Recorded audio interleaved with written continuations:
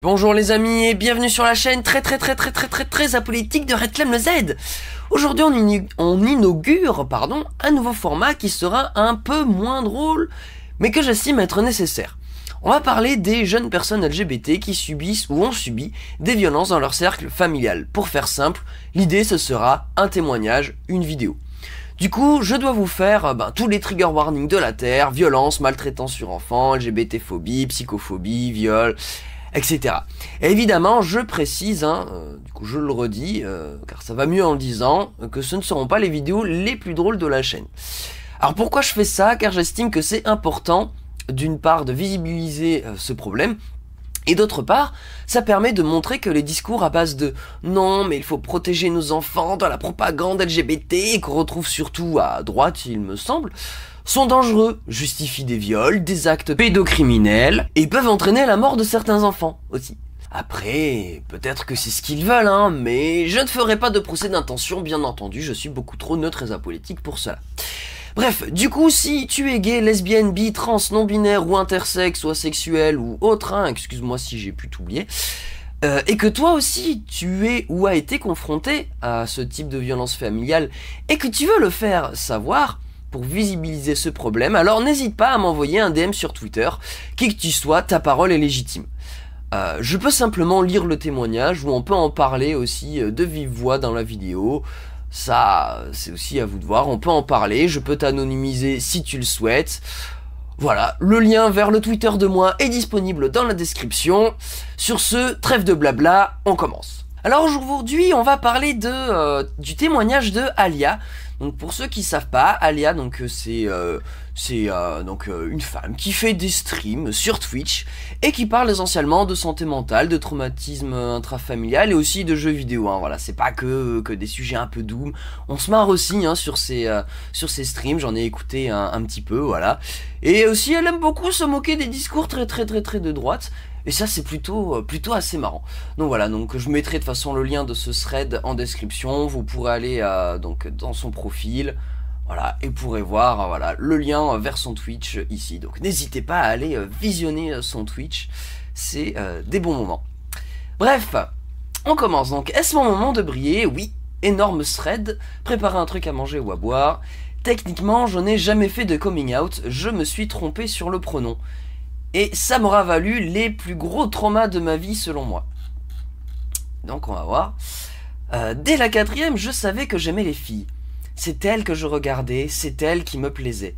Seulement, j'ai grandi dans une famille qui se moquait, insultait et humiliait les queers. Je savais que mes deux parents, en plus d'être violents, étaient supra-LGBT-phobes. Alors, il fallait que je mente et me cache toute mon adolescence, du moins pour survivre. Sinon c'était la merde. Spoiler, ça a été la merde. Ils ont découvert en 3e que je me rapprochais d'une fille androgyne. En vrai j'étais juste méga en love, et elle aussi, mais je disais qu'on était amis. Même ça passait pas. Alors mes parents ont déménagé, et j'ai dû quitter mes potes et toutes mes activités en seconde. Voilà, donc déjà les parents, aucun remords pour briser la vie sociale de leur fille. Genre, déjà ça sent bien les parents qui détestent leur fille. Pourquoi ces gens ils font des gosses? Je me demande vraiment. Bref, énorme dépression, mais bon, on fait avec, et de toute manière, j'avais bien l'intention de continuer à découvrir toutes les parties de ma sexualité, et donc je trouve une copine quelques mois après ma rentrée dans un nouveau lycée. Et là, la chute, je tombe si amoureuse de cette fille, mais malheureusement elle me quitte, et moi du coup je pleure mes grands morts dans ma chambre. Voilà, donc typique de l'adolescence, c'est des moments un peu durs comme ça. Ma mère rentre et me demande gentiment ce qui m'arrive. Et là, je fais l'erreur. L'erreur! Je dis, oh, c'est rien, c'est ma copine, elle m'a quitté, je l'aime tellement. Ma mère a changé de ton et m'a regardé en fronçant les sourcils en mode, je vais la démonter. Elle s'est écartée et s'est levée du lit. Puis elle me sort, viens dans la cuisine. Là, j'ai arrêté de pleurer d'un coup. J'ai compris que j'allais me prendre la rouste de ma vie et que ça allait pas durer que cette soirée. Pendant de longues heures, ma mère a commencé à m'insulter à base de pute lécheuse de chatte, cadeau du diable, enfant de Satan, perverse déviante, nymphomane salope. Oh, elle a copieusement insulté quoi. Alors on constatera d'ailleurs, voilà, enfant de Satan, genre là, La petite référence à Satan, ça sent un peu la famille très très croyante. D'ailleurs, petite pointe de précision, il faut ajouter que j'ai eu l'information comme quoi ses parents sont effectivement croyants, mais ils ne sont pas forcément pratiquants. Voilà, et qu'ils utilisent du coup leur religion surtout comme justification à leurs actions et à leurs idées très conservatrices, voire réactionnaires. D'ailleurs, ses parents n'utilisaient jamais de gros mots de leur vie, c'était vraiment des mots qui étaient complètement bannis de leur vocabulaire, excepté pour parler de l'homosexualité de leur fille. On trace cet élément distinctif. On va pas chercher à savoir quelle religion, hein, ça c'est... En vrai on s'en fout, hein, que ça soit catho, musulman, juif, peu importe. Hein, dans tous les cas, il y a des gens bien et des gens moins bien. Voilà, clairement, du côté des gens moins bien. Bref, que des trucs comme ça, alors que de toute ma vie, je n'avais jamais parlé de sexualité. Et c'était ma première relation. Ah ouais, genre, elle a jamais parlé de sexualité et direct, on rentre dans les trucs archi sales, archi glauques, genre pute lécheuse de chatte, quoi. Genre, l'esprit des parents, tu vois, genre. Voilà, c'est sa mère en particulier. Bref. Elle pleurait, puis me hurlait dessus. Puis elle appelait ma sœur et mon père pour leur annoncer mon insanité. Au final, après quelques tartes et d'autres insultes, elle se calme et me dit... On va arranger ça. Je connais quelqu'un. PTDR, si je savais qui était ce quelqu'un. À partir de cette nuit, et jusque je ne sais plus quand, mon cerveau a volontairement créé une zone de flou sur cette période. Bon, il y a tout un tas de raisons, évidemment, le fait que ça soit tout à fait traumatisant, et aussi la suite, vous allez comprendre. Je devais me rendre dans un cabinet chez un médecin pseudopsychiatre. Pseudopsychiatre, ok, j'ai pas rêvé. Pour apprendre à aimer les hommes. C'est-à-dire être allongé sur un truc comme chez les gynécos et me procurer du plaisir devant des revues et vidéos de porno. Devant un mec de 50 ans qui m'explique à quel point je suis une erreur de la nature. Bon, je pense qu'on peut parler clairement de viol institutionnalisé à ce niveau-là quand même, hein, genre elle va chez un médecin qui essaye de lui faire du bien en lui montrant des vidéos avec des mecs. Voilà, là on est quand même, on commence à arriver quand même au comble du délire un peu pédophile quand même. Hein. Alors bon, délire, je sais que ce mot-là, désolé hein, pour l'utilisation de ce mot-là, si ça peut vous choquer. Petite précision qu'on peut ajouter, hein, notamment sur la fréquence et la durée de cette thérapie. En gros, les séances avaient lieu, c'était des séances, c'était une fois par semaine en gros, et c'était sur, ça s'est étalé quand même sur un peu plus d'un an quoi, donc c'était quand même assez intense quoi finalement, elle a dû y aller peut-être à peu près une soixantaine de fois quoi, si je comprends à peu près ce qu'elle dit quoi. Et évidemment, bah si elle faisait pas ce que lui demandait de faire ce médecin, il rentrait dans un grand monologue hyper culpabilisant. Bon voilà, de toute façon on a vu hein, clairement il lui faisait comprendre qu'elle était une merde. Et puis il finissait par en parler avec sa mère. Donc bon, j'imagine les conséquences qu'il y avait derrière. Après c'est assez compliqué pour elle de se souvenir de la nature de ces échanges. En même temps, bon, vu l'état, vu à quel point ça doit être traumatisant, ça a dû être traumatisant pour elle comme période, je pense que c'est pas vraiment focalisé sur les discussions qu'ils avaient dans ce genre de moment. Alors je me demande si ce gars-là, il faisait pas ça aussi pour toucher des gamins, tu vois, genre, déjà il y a ça.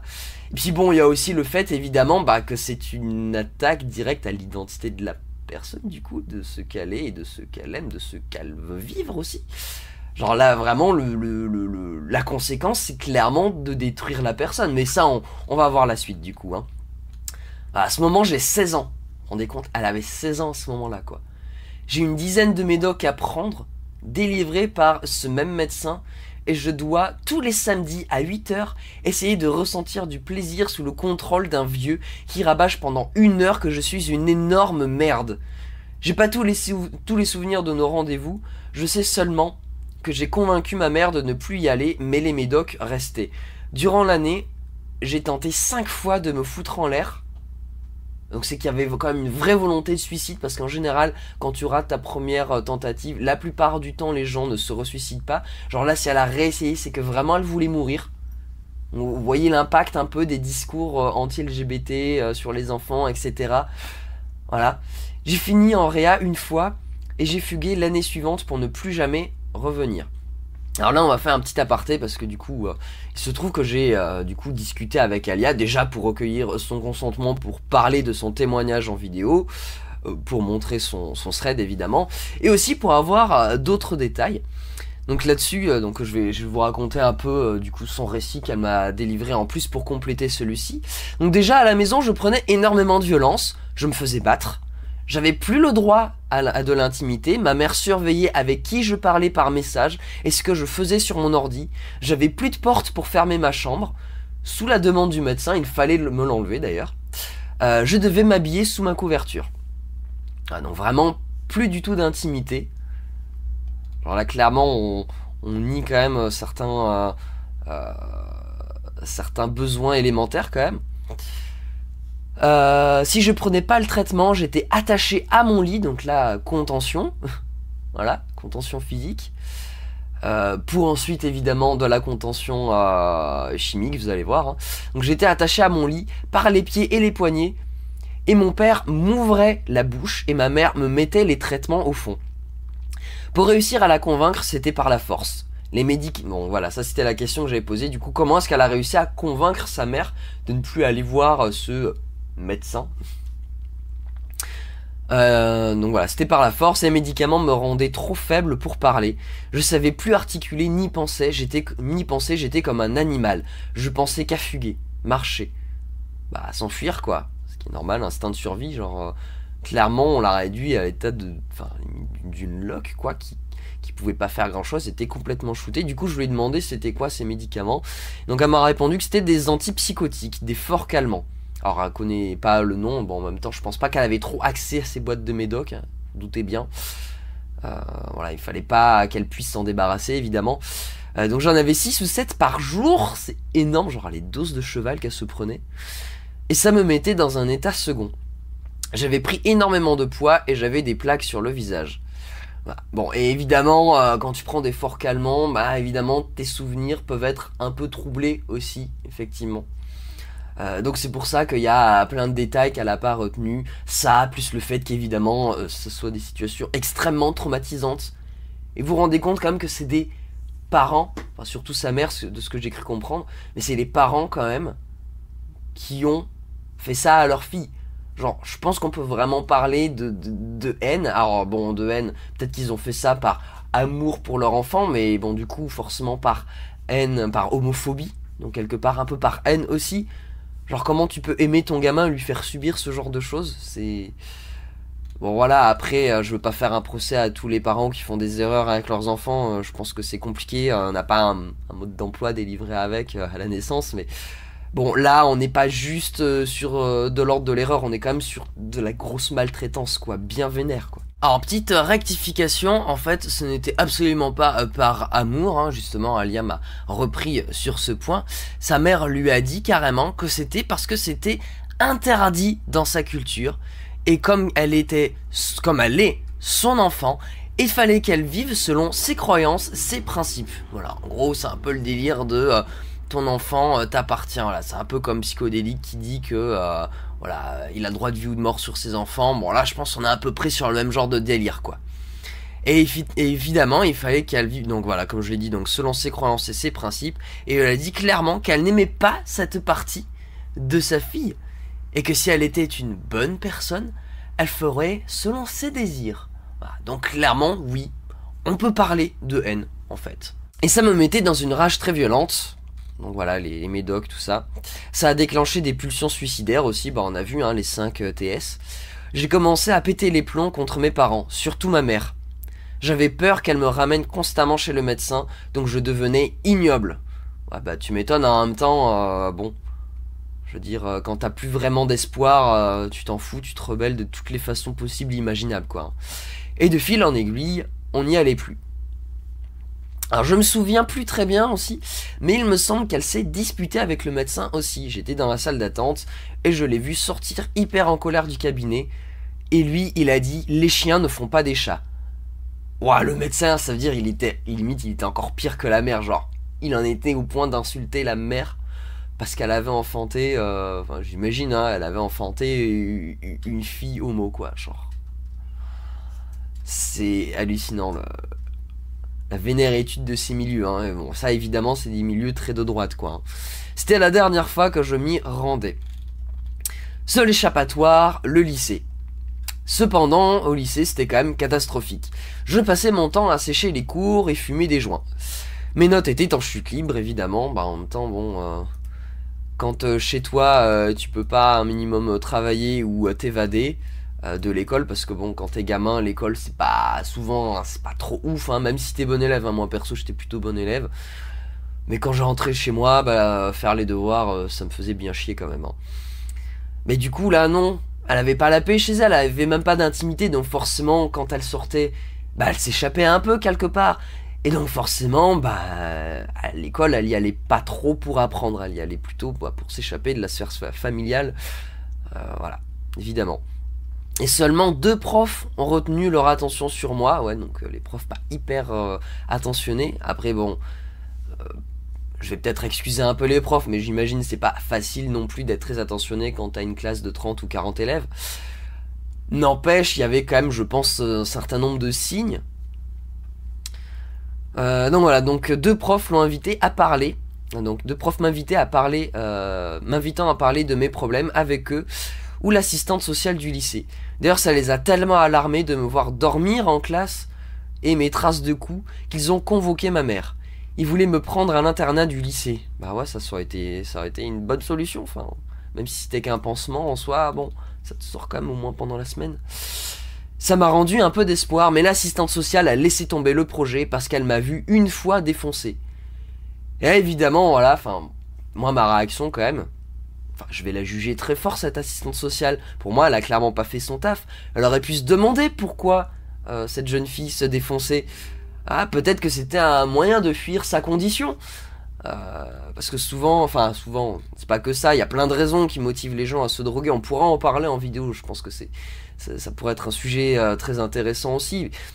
Bref, il y a plein de raisons qui peuvent pousser les gens à prendre de la drogue. Ça peut être juste récréatif pour s'amuser. Je parle pas en tant qu'expérience, hein. Moi perso, j'ai jamais consommé des produits, hein. Mais ça pourrait être intéressant d'en parler avec des gens qui en ont consommé. D'ailleurs, là-dessus, je vous conseille un podcast assez intéressant qui s'appelle Substance. Malheureusement, qui s'est terminé il y a pas très longtemps, mais voilà. Certains podcasts m'ont moins intéressé que d'autres, mais ces questions-là sont quand même assez abordées dans ce podcast. Et il y a aussi Parcoursup aussi qui est intéressant. Voilà, je vous mettrai des liens en description.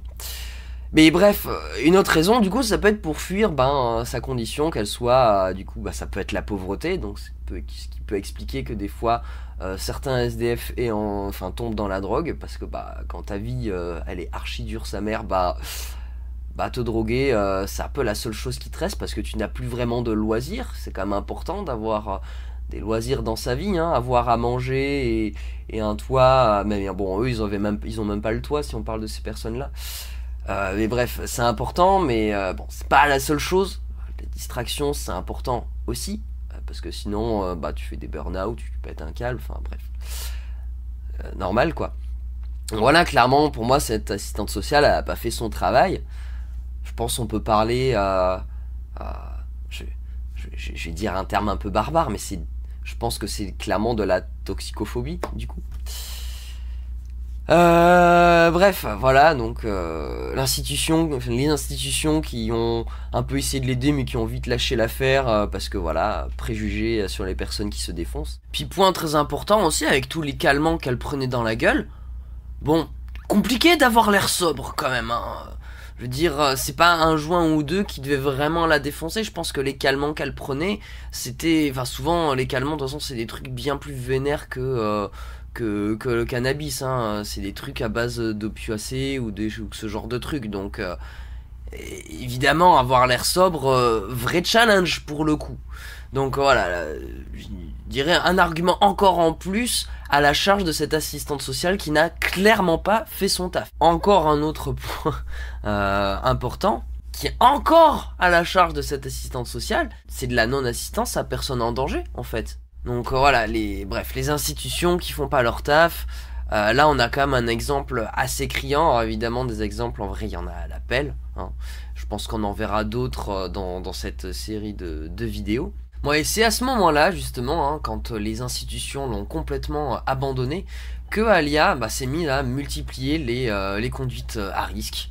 Donc notamment, ça va être de prendre des drogues plus dures que le cannabis.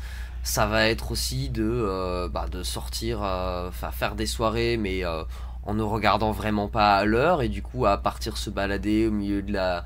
Enfin, en plein... en centre, partir se balader en ville en pleine nuit et se faire agresser. Et en même temps, elle en avait rien à foutre de se faire agresser parce que de toute façon, ça pouvait pas être pire que ce qu'elle vivait avec ses parents. Donc ça, elle partait se balader au bord de l'autoroute, enfin tout un tas de conduites où clairement elle aurait pu mourir en fait, hein, tout simplement. Bon, on verra de toute façon par la suite que elle n'était pas vraiment à ça près, puisqu'elle a quand même fait plusieurs tentatives de suicide, si je crois me souvenir. Enfin, de toute façon, on va y venir. Bref, alors que ça aurait pu être c'est une réaction qui est en partie, je sais pas si on peut dire que c'est rationnel ou pas, mais elle se comprend cette réaction. Bref, donc voilà, elle avait 16 ans, donc ça je l'ai lu. Voilà, donc j'ai été SDF jusqu'à mes 21 ans, et maintenant je sais que ma sexualité est un point d'interrogation. Je ne sais pas ce que j'aime. Bah ouais, en même temps on l'a conditionnée à aimer les hommes alors qu'elle aime pas les hommes, du coup Je ne sais pas ce que j'aime, je fais des crises d'angoisse quand j'essaie de me masturber, ça va ultra loin comment ils l'ont détruite. Et j'ai une peur viscérale de ressentir encore du désir pour des meufs. Ouais, tu m'étonnes. Voilà, c'était mon TED Talk. Je parle souvent de cette histoire sur Twitch, alors n'hésitez pas à lâcher un follow. Oui, allez suivre Alia, allez écouter ses Twitch. Moi du coup, dans mes prochaines sessions gaming, j'irai passer te voir aussi, Alia, ce sera avec plaisir. En tout cas, j'ai écouté en partie ta VOD quand j'ai refait ma couleur, hein, je l'ai refaite là il y a pas longtemps.